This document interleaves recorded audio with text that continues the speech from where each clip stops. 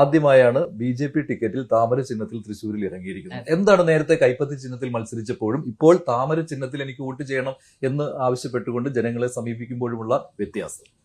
വലിയ വ്യത്യാസമൊന്നും എനിക്ക് തോന്നിയില്ല. ആൾക്കാരുടെ ഒരു ആറ്റിറ്റ്യൂഡ് പഴയതിനേക്കാളൊക്കെ മാറി. 5 കൊല്ലം കൊണ്ട് BJPയിൽ വളരെയധികം ആൾക്കാർ വന്നിട്ടുണ്ട്.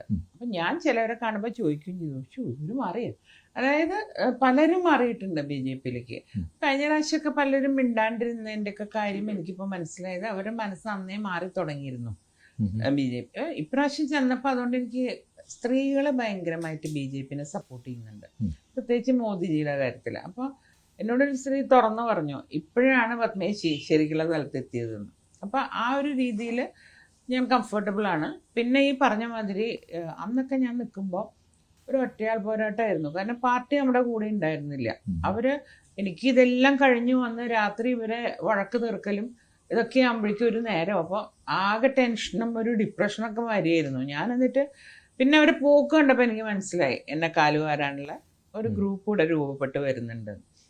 പിന്നെ അതനുസരിച്ച് ഞാനും കുറേയൊക്കെ ആൾക്കാരുമായിട്ട് ഇതാക്കിയോണ്ടാണ് വലിയ നാണക്കേടില്ലാണ്ട് വെറും 940 വോട്ടിന് തോന്നുന്നു. നാണക്കേടല്ലോ, അത് ഒരു പുരിഞ്ഞ പോരാട്ടമായിരുന്നു. അത് വിജയിച്ചതിന് തുല്യം തന്നെയായിരുന്നു. പക്ഷെ ഈ പറഞ്ഞല്ലോ, ഇപ്പോൾ BJPയിലേക്ക് വരാൻ താല്പര്യമുള്ള ആളുകൾ കൂടിയിട്ടുണ്ട്, അല്ലെങ്കിൽ അവർ വന്നു കഴിഞ്ഞു.